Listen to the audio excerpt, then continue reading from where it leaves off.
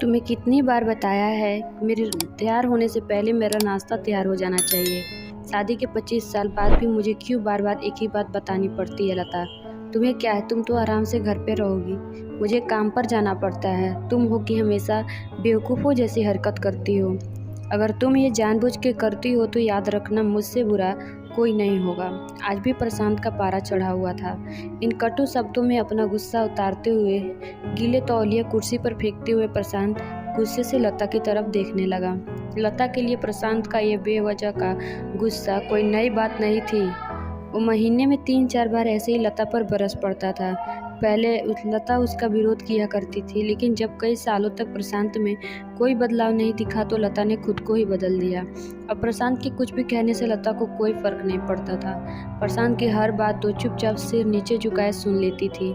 शादी के पहले 5 साल तक लता ने पूरी कोशिश की थी कि प्रशांत को बदला जाए, लेकिन फालतू का गुस्सा करना और बाद में लता को भला बुरा कहना, ये मानो जैसे उसकी आदत बन गई थी। कोई भी बात होता तो प्रशांत सीधा लता को बोल देता, अगर मैं तुम्हें अच्छा नहीं लगता तो क्यों नहीं चली जाती अपने मायके, क्यों रहती हो मेरे साथ। इतना सब कुछ होने के बावजूद लता प्रशांत के साथ रहती थी क्योंकि उसे अपनी बेटी की फिक्र थी, और वो जाती भी तो कहाँ। अपने बूढ़े हो चुके माँ बाप को इस उम्र में परेशान करना वो नहीं चाहती थी। समाज और लोग क्या कहेंगे, ये भी तो उसे देखना था। वो इतनी पढ़ी लिखी भी तो नहीं थी कि खुद जाकर कोई नौकरी कर सके और अपना और अपनी बेटी का पालन पोषण कर सके। लता को अब अपनी फिक्र नहीं थी, उसको फिक्र थी तो बस अपनी शादी लायक हो रही बेटी की। लता नहीं चाहती थी कि पति पत्नी के झगड़े की वजह से काव्या डिस्टर्ब हो। काव्या की पढ़ाई पूरी हो चुकी थी, उसके लिए अब शादी के रिश्ते आने लगे। कई रिश्तों को काव्या ठुकरा चुकी थी। 2-3 महीने बाद एक अच्छा रिश्ता आया। रिश्तेदारों और पहचान के लोगों ने भी लड़की के बहुत गुणगान किए थे। प्रशांत एक शाम अपनी बेटी के पास बैठकर उसे बताने लगा, काव्या बहुत अच्छा लड़का है, पढ़ा लिखा है, बड़ा घर है, बहुत अच्छी नौकरी। ऐसे रिश्ते बार बार नहीं आते बेटा, इस बार मना मत करना। काव्या अपने पिता से ज़्यादा बात नहीं करती थी, शायद डरती थी या शायद नफरत करती थी, लेकिन आज वो अपनी पूरी हिम्मत इकट्ठा करके बोली, मुझे अभी शादी नहीं करना है पापा, मैं शादी नौकरी करना चाहती हूँ, मैं खुद अपने पैरों पर खड़ी होना चाहती हूँ। हाँ तो उसमें क्या बड़ी बात है, मैंने लड़के से बात की है, वो तुम्हें किसी बात के लिए नहीं रोकेगा, तुम शादी के बाद में ही नौकरी कर सकती हो, वो तुम्हें नौकरी के लिए परमिशन दे देगा। प्रशांत बोला, मेरी नौकरी करना या ना करना उसकी परमिशन पर क्यों डिपेंड रहेगा पापा।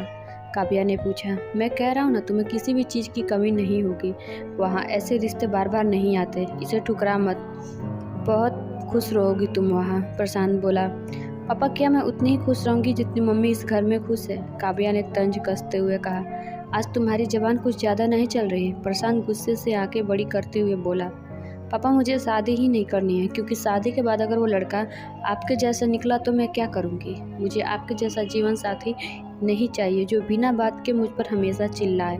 मुझे कुछ भी अपनी पसंद का लेना हो तो 10 बार सोचना पड़े, कहीं वो नाराज़ ना हो जाए। मेरी तबीयत कैसी भी हो उसे परवाह ना हो, रोटी थोड़ी सी मोटी बन जाए तो घर सर पर उठा ले, उसकी चेकबुक ना मिले तो भी मेरा ही दोस्त निकाले, और हर छोटी मोटी बात पर मुझे मायके जाने के लिए कहे। काव्या ने अपना दिल खाली करते हुए पापा से सब कह दिया। प्रशांत का गुस्सा 7वें आसमान पर था, लेकिन उसके मुंह से एक भी शब्द नहीं फूट रहा था। वो काव्या की बातें सुन रहा था। काव्या उतना ही बोलकर चुप नहीं हुई। आज पहली बार वो अपने पापा के सामने इतना कुछ बोल रही थी। पापा, आपने माँ के साथ हमेशा गलत व्यवहार किया है। आप अपने ऑफिस का गुस्सा बिना सोचे समझे माँ पर उतार देते हैं, कभी इस बात की परवाह भी नहीं करते कि उन्हें कैसा लगता होगा। आपकी बात सुन सुन माँ ने अपना स्वाभिमान खो दिया। प्रशांत आज पहली बार अपने किए बर्ताव को महसूस कर पा रहा था। वो इतना ही बोल पाया, जो तुम्हारा मन है वो करो, मैं तो इतना बुरा हूं ना। काव्या ने प्रशांत का हाथ पकड़ा और बोली, पापा मुझे सिर्फ एक सवाल का जवाब दे दो, क्या आप चाहेंगे कि मेरा पति आपके जैसा हो। अगर आपका जवाब हाँ है तो कर दीजिए मेरा रिश्ता आज ही, और ना है तो मुझे आत्मनिर्भर बनने दीजिए।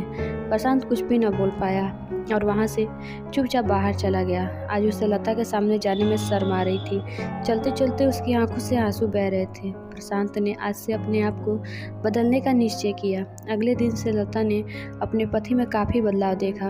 वो सोचने लगी कि जो हिम्मत काव्या ने दिखाई है, वो हिम्मत अगर मैं पहले ही दिखा देती तो शायद आज परिस्थिति कुछ और होती। अब काव्या पढ़ लिख कर अच्छी नौकरी करने लगी थी और 3 साल बाद उसके लिए एक अच्छा रिश्ता आया और उसकी विदाई पर प्रशांत बोला, बेटा तू हमेशा खुश रहेगी क्योंकि तेरा पति तेरे बाप जैसा नहीं है। प्रशांत की ये बात सुनकर लता और काव्या की आंखों से आंसू बहने लगे। हमारे समाज में औरतों को भले ही देवी का दर्जा दिया जाता है, लेकिन वो स्वतंत्रता नहीं दी जाती जो उन्हें देनी चाहिए।